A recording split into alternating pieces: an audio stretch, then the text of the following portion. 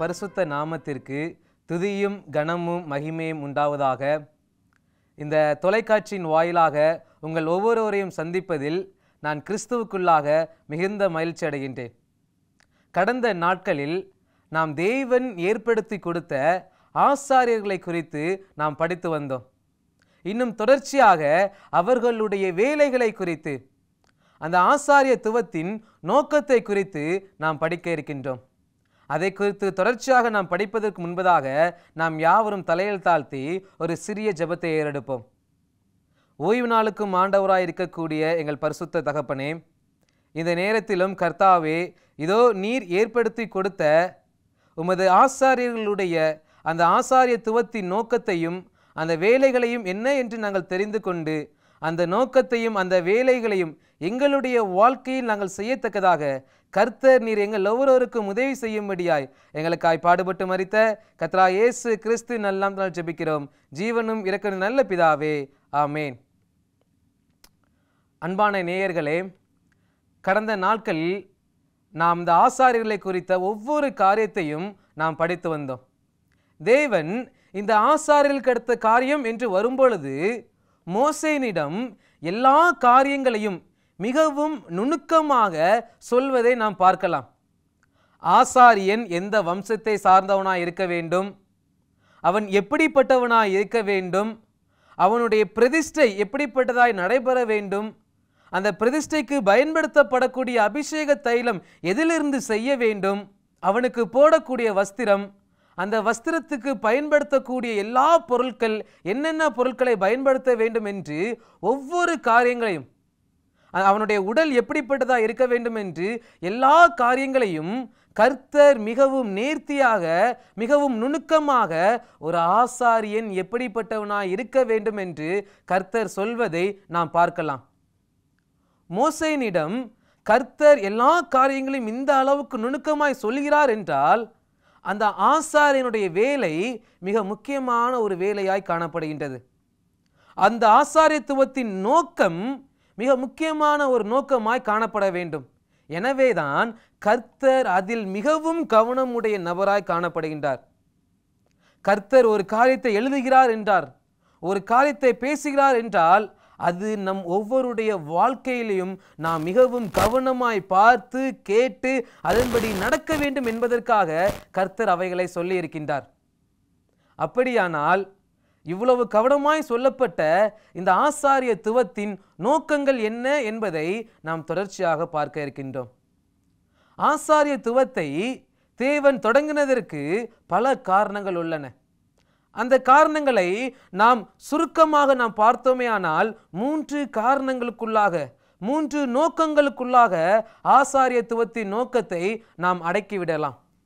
முதலாவது மத்தியஸ்தம், இரண்டாவது ஒப்புரவாகுதல், மூன்றாவது பரிசுத்தமாக்கப்படுதல்.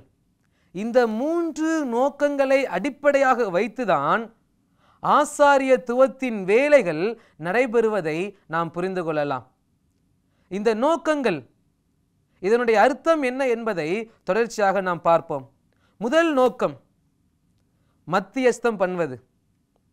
ஆசாரியனுடைய நோக்கங்களில் பிரதானமான நோக்கமே என்னவென்றால் ஒரு பாவிக்கும் கடவுளுக்கும் மத்தியஸ்தராக இருக்க வேண்டும் என்பதே ஆசாரியத்துவத்தின் மிகவும் பிரதானமான ஒரு நோக்கமாய் காணப்படுகின்றது. ஏன் மத்தியஸ்தம் செய்ய வேண்டும் என்றால், இப்பொழுது ஒரு பாவி இருக்கிறான்.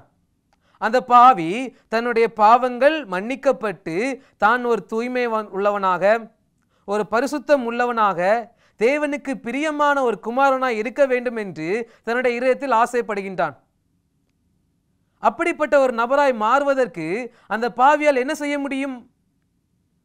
அந்த பாவியால் செய்ய முடிந்ததெல்லாம் தன்னுடைய பலத்திற்கு ஏற்ற வகையில் ஒரு ஆட்டுக்கிடாவையோ அல்லது ஒரு புறா குஞ்சியையோ அவன் வாங்க வேண்டும். அவன் அதை வாங்கி பரிசுத்த ஸ்தலத்திற்கு அதை கொண்டு வர வேண்டும். அதாவது ஆசரிப்பு கூடாரத்திற்கு அதை கொண்டு வர வேண்டும். கொண்டு வந்து அங்கே இருக்கக்கூடிய ஆசாரியனிடம் தான் எந்த நோக்கத்திற்காக இந்த பலியை கொண்டு வந்துள்ளேன் என்பதை தெரிவித்து அந்த பலியின் தலையில் தன்னுடைய கைகளை வைத்து அந்த பலியை பலிபீடத்தின் அண்டையில் கொலை செய்ய வேண்டும். இவ்வளவுதான் அதிகபட்சமாக ஒரு பாவியால், ஒரு மனிதனால் செய்ய முடிகிற காரியம். தன் பாவத்தை போக்க வேண்டும் என்று ஆசைப்படுகிறவனால் செய்ய முடிகின்ற காரியம் இவ்வளவுதான். இதை செய்தால் மாத்திரம் ஒரு பாவி நீதிமானாய் மாற முடியுமா?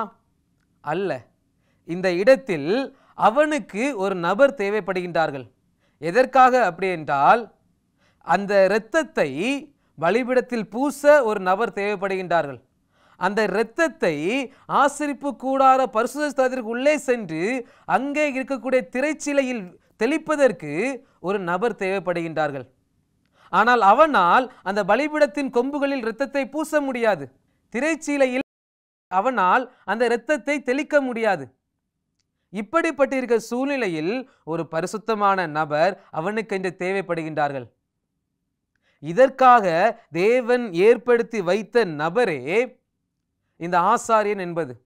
ஆசாரியன் இந்த இடத்தில் ஒரு பாவி மனம் திரும்ப வேண்டும் என்று வரும்பொழுது அவனுக்காக, அவனுடைய பதிலாளியாக அந்த இடத்தில் அந்த இரத்தத்தை சுமந்து கொண்டு அவன் பரிசுத்த ஸ்தலத்திற்கு உள்ளே செல்கின்றான். அந்த இரத்தத்தை அவன் சுமந்து கொண்டு செல்லும் பொழுது அந்த இரத்தம் ஆசாரியனுடைய கைகளில் அந்த பாவியினுடைய பாவமாய் காணப்படுகின்றது. அந்த பாவத்தை ஆசாரியன் சுமந்து சென்று பிதாவினிடம் கடந்து சென்று அந்த பாவிக்காக, தன் பாவங்களுக்காக பரிந்து பேசக்கூடிய நபராக ஆசாரியன் காணப்படுகின்றான். இதுவே மத்தியஸ்த ஊழியம் என்று அழைக்கப்படுகின்றது. இந்த ஊழியத்தை செய்யத்தக்கதாக தேவன் ஆசாரியர்களை ஏற்படுத்தி உள்ளார். இன்று இந்த நோக்கமானது நம்மளுடைய வாழ்க்கையிலும் காணப்பட வேண்டும். ஏனென்றால் இந்த நோக்கத்தை கர்த்தராக இயேசு கிறிஸ்து இந்த பூமியில் ஆசாரியனாய் இருக்கும் பொழுதும் சரி, அல்லது பரலோகத்தில் இப்பொழுது ஆசாரியனாய் இருக்கும் பொழுதும் சரி, இந்த நோக்கத்தை அவர் நிறைவேற்றின நபராய் காணப்பட்டார். நாமும் கிறிஸ்துவை அறிந்து கொள்ள வேண்டும் என்று வருகிறவர்களுக்கு, நீதிமான்களாய் இருக்க வேண்டும் என்று ஆசைப்படுகிறவர்களுக்கு கிறிஸ்துவினிடம் கூட்டி செல்லும் ஒரு பாதையாக காணப்பட வேண்டும்.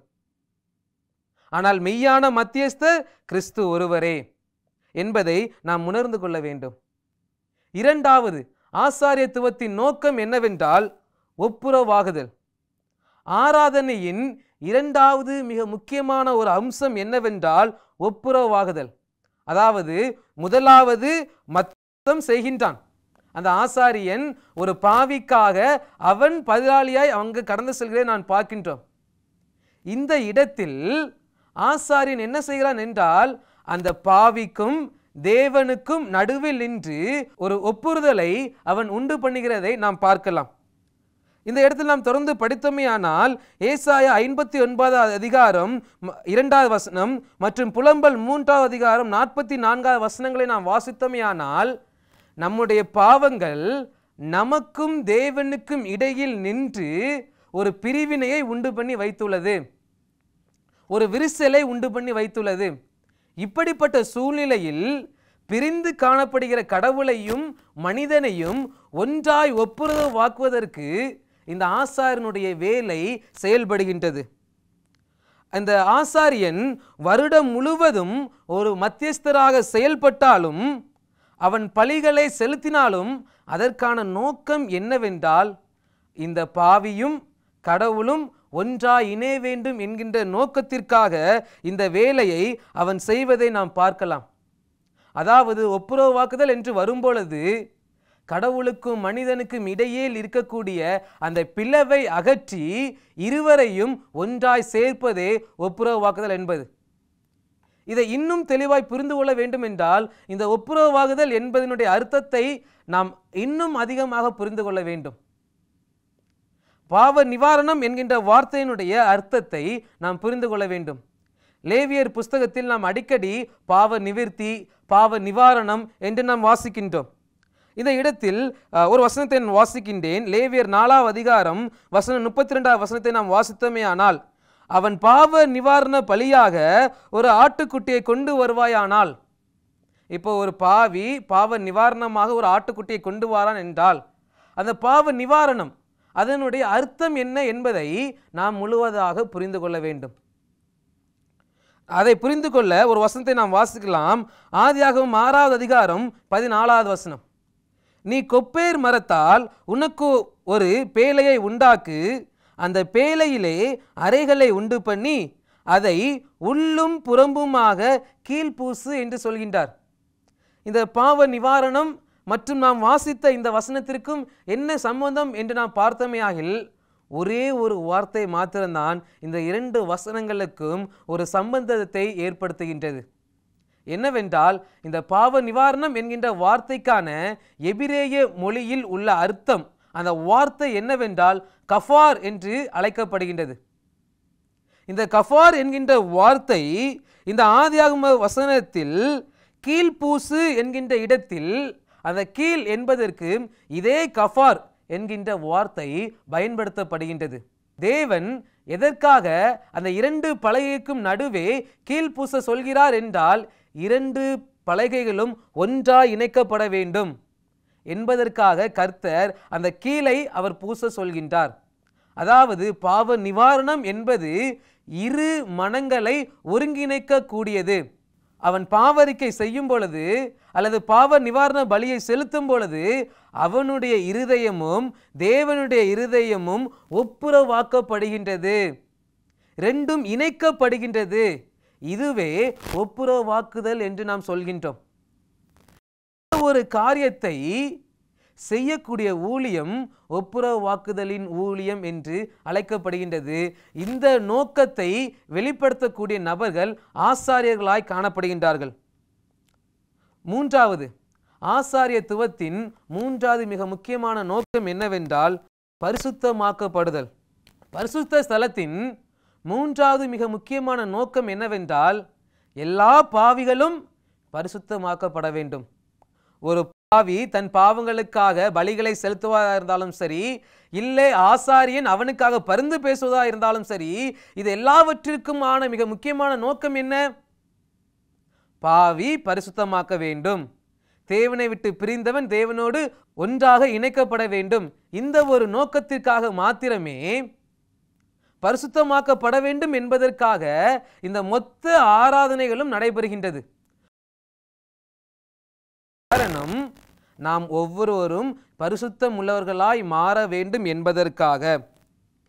ஒரு பாவி எவ்வளவுதான் வருடம் முழுவதும் எல்லா நாட்களிலும் தன் பாவங்களுக்காக தன் குடும்பத்தினுடைய பாவங்களுக்காக அவன் பலியிட்டாலும் அவனுடைய பாவம் எப்பொழுது நீங்கி அவன் பரிசுத்தமாக்கப்படுவான் என்றால், வருடத்திற்கு ஒரு முறை நடைபெறக்கூடிய பாவ நிவாரண நாளன்று அவன் செலுத்தக்கூடிய அந்த ஒரு பலியில் அந்த நாளன்று அவன் தன் இருதயத்தை தாழ்த்தி உண்மையாக பாவ நிவாரணத்தை அவன் கொடுப்பானாய் ஆகில் அன்று அவன் பரிசுத்தம் உள்ளவனாய் மாற்றப்படுகின்றான்.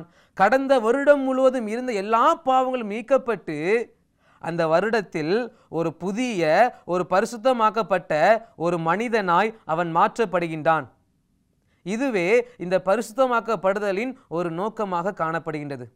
இந்த 3 முக்கியமான நோக்கங்களை மையமாக வைத்தே ஆசாரியனுடைய எல்லா நோக்கங்களும் எல்லா வேலைகளும் செயல்படக்கூடியதாய் காணப்படுகின்றது. இந்த 3 வேலைகள், இந்த 3 நோக்கங்களையும் கர்த்தராகிய இயேசு கிறிஸ்து தன்னுடைய ஊழியத்தில் சரியாய் செய்த ஒரு ஆசாரியனாய் நமக்கு காணப்படுகின்றார். இன்று ஒரு ஆசாரியர்களாய் இருக்க வேண்டிய நாம் ஒவ்வொருவரும் இந்த நோக்கத்தை நம்முடைய மனதில் வைத்து நாம் செயல்பட வேண்டும். இந்த நோக்கத்தை நாம் கருத்தில் வைத்து நம்முடைய ஊழியங்கள் நடைபெற வேண்டும். சற்று சிந்தித்து பார்ப்போம். இந்த ஒரு நோக்கத்திற்காக நான் ஊழியம் செய்கின்றேனா, அல்லது என்னுடைய பெயருக்காக, என்னுடைய பதவிக்காக, என் குடும்ப அந்தஸ்துக்காக நான் ஊழியங்களை செய்கின்றேனா என்று சற்று நாம் சிந்தித்து பார்ப்போம். இவையெல்லாம் ஆசாரியத்துவத்தின் நோக்கங்கள்.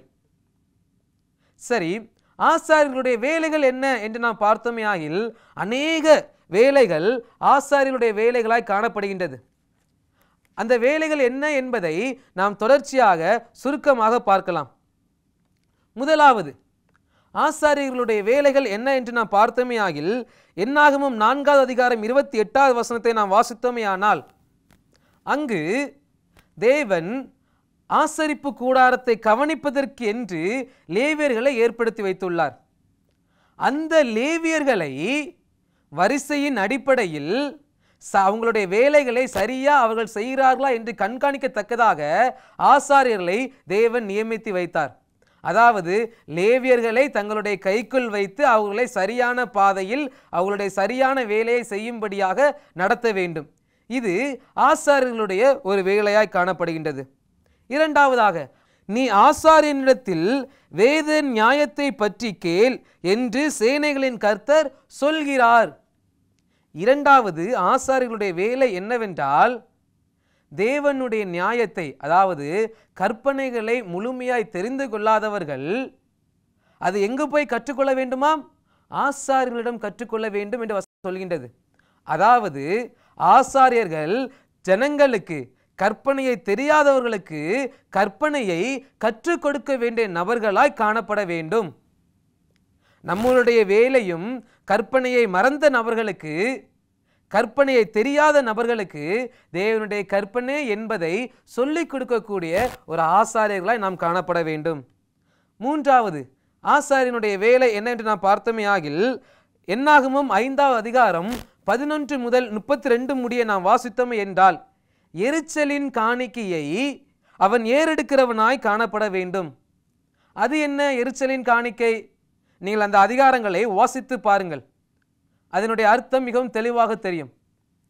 ஒரு மனைவி தன்னுடைய கணவனுக்கு துரோகம் செய்திருந்தால், ஆனால் அந்த மனைவிக்காக கணவன் ஆசரிப்பு கூடாரத்துக்கு வந்து மனைவியோடு கூட்டிக் கொண்டு வந்து அவன் ஏறெடுக்கக்கூடிய ஒரு பலி, அவள் உண்மையிலே தவறு செய்தாளா அல்லது தவறு செய்யவில்லையா என்பது அவளுடைய பாவத்தை சுட்டி காட்டுவதற்கான ஒரு வேலையை செய்யக்கூடிய நபர், அவள் பாவம் செய்தாளா அல்லது பாவம் செய்யவில்லையா என்று அதை தீர்மானிக்கக்கூடிய ஒரு பலியை கொடுக்கக்கூடியதான் இந்த எரிச்சலின் காணிக்கை என்று சொல்லப்படுகின்றது.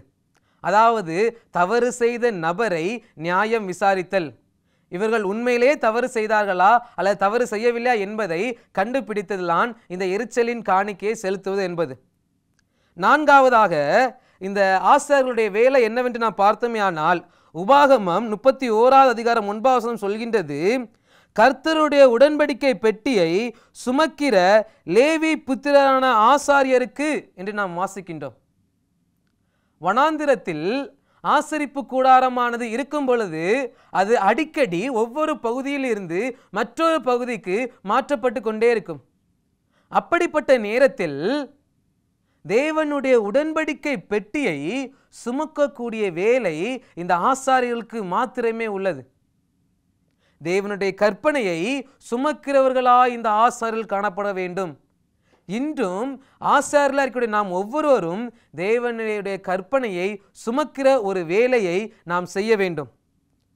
அடுத்ததாக, மல்கியா 2வது அதிகாரம் 7வது வசனத்தை நாம் வாசித்தோமே ஆனால், ஆசாரியனுடைய உதடுகள் அறிவை காக்க வேண்டும், வேதத்தை அவன் வாயிலே தேடுவார்கள், அவன் சேனைகளுடைய கர்த்தரின் தூதன் என்று சொல்லப்படுகின்றது. ஆசாரியன் கர்த்தருடைய ஒரு தூதனாய் இந்த பூமியில் இருக்கின்றானாம். எனவே அந்த ஆசாரியன் எப்படிப்பட்டவனாய் இருக்க வேண்டும் என்று வசனம் சொல்கின்றது. ஆசாரியனுடைய உதடுகள் அறிவை காக்க வேண்டும் என்று வசனம் சொல்கின்றது. ஞானத்தை காக்க வேண்டிய நபராய் அவர் இருக்க வேண்டும். இன்னும் தொடர்ச்சியாக அவருடைய வேலைகளை குறித்து நாம் சுருக்கமாக பார்த்தோமேயானால், ஆசரிப்பு கூடாரத்தின் தேவைகள் என்ன என்று அவர்கள் கண்காணிக்க வேண்டும். உதாரணமாக, பலிக்கு தேவையான விறகுகள் இருக்கின்றதா, விளக்குக்கு தேவையான எண்ணெய்கள் இருக்கின்றதா என்று அவன் கவனிக்க வேண்டும். அந்த எண்ணெயை ஆசாரியன் தயாரிக்க வேண்டும். சமூகத்து அப்பங்களை அந்த ஆசாரியன் தயாரிக்க வேண்டும். அது மட்டும் இல்லாமல் தூப வர்க்கங்கள், இப்படி ஆசரிப்பு கூடாரத்துக்கு தேவையான எல்லா பொருட்களையும் செய்து மற்றும் ஆசரிப்பு கூடாரத்துக்கு அடுத்த எல்லா வேலைகளையும் கண்காணிப்பது போன்ற வேலைகளை இந்த ஆசாரியன் செய்ய வேண்டும். அதே போல ஆலயத்திற்கு கொண்டு வரக்கூடிய ஒவ்வொரு காணிக்கைகளையும் ஒவ்வொரு தசம பாகங்களையும் பண்டக சாலையில் வைத்து பாதுகாக்கக்கூடிய வேலை இந்த ஆசாரியர்களிடம் காணப்பட்டது. அதாவது தேவனுடைய காணிக்கையை பாதுகாக்கும் ஒரு பரிசுத்தவான்களாக இந்த ஆசாரியர்கள் காணப்பட்டார்கள். சமூகத்தில் ஏதாவது ஒரு நபர் குஷ்டரோக நோயினால் பாதிக்கப்பட்டிருந்தால் அல்லது ஒரு வீடு குஷ்டரோகத்தால் பாதிக்கப்பட்டிருக்குமாயின் அந்த வீட்டையும் அல்லது அந்த குஷ்டரோகியையும் விசாரிக்கக்கூடிய வேலை யாரிடம் உள்ளது என்றால் இந்த ஆசாரியர்களிடம் உள்ளது. அவனுடைய குஷ்டரோகம் நீங்கி போயிட்டா என்று அவன் சோதித்து பார்க்க வேண்டும். குஷ்டரோகம் நீங்கியது என்றால் அடுத்ததாக அவன் செய்ய வேண்டிய காரியங்களை அவனுக்கு சொல்லிக் கொடுத்து அதை செய்ய வைக்க வேண்டும். இன்னும் தொடர்ச்சியாக நாம் பார்த்தோமே ஆனால் அடைக்கல பட்டணத்திற்கு தன்னுடைய ஜீவனை காக்கும்படியாக வரக்கூடிய நபரை நியாயம் விசாரித்து அவனுடைய ஜீவனை காக்க வேண்டிய வேலை இந்த ஆசாரியர்களுக்கு உள்ளது. அதே போல ஜனங்களுக்கு கற்பனைகளை பிரசங்கம் பண்ணக்கூடிய வேலையும் இந்த ஆசாரியர்களிடம் உள்ளது. தசம பாகங்களை மக்களுடைய கையில் வாங்கக்கூடிய வேலை இந்த ஆசாரியர்களிடம் உள்ளது. அதே போல ஒரு பிரச்சனை என்று வரும்பொழுது நியாயம் தீர்க்கக்கூடிய வேலை, அதாவது ஆரம்ப காலகட்டத்தில் நியாயாதிபதிகளுக்கு முன்பதாக ஆசாரியர்கள்தான் ஜனங்களுக்கு நியாயாதிபதிகளாக இருந்து சரி எது தவறு எது என்று நியாயம் விசாரிக்கிற ஒரு நீதிபதிகளாக காணப்பட்டார்கள். இருவருக்கிடையே பிரச்சனை இருந்தால் யார் பக்கம் நீதி இருக்கிறது என்பதை சொல்லுகின்ற வேலை இந்த ஆசாரியர்களிடம் காணப்படுகின்றது.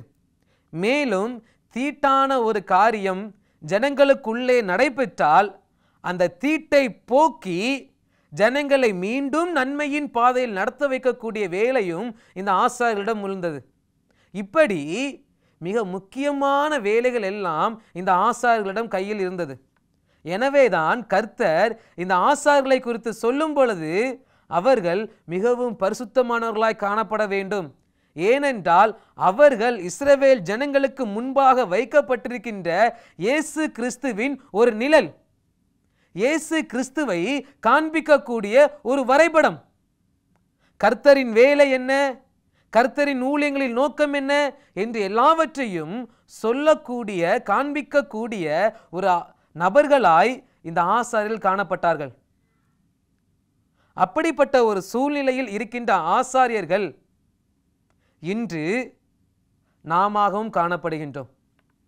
நாம் ஒவ்வொருவரும் இந்த ஆசாரியத்துவத்தின் நோக்கத்தை உணர்ந்து அந்த நோக்கத்தை நாம் வெளிப்படுத்துவதாக காணப்பட வேண்டும். அதே போல ஆசாரியனுடைய வேலைகள் என்னவென்று நாம் பார்த்தோம். நியாயங்களை விசாரிக்கிறது, பாவிகளை இரட்சிப்பது, கற்பனைகளை சொல்லிக் கொடுத்தல், கற்பனைகளை தூக்கி கொண்டு நடத்தல் என்று பலவிதமான வேலைகளை நாம் பார்த்தோம்.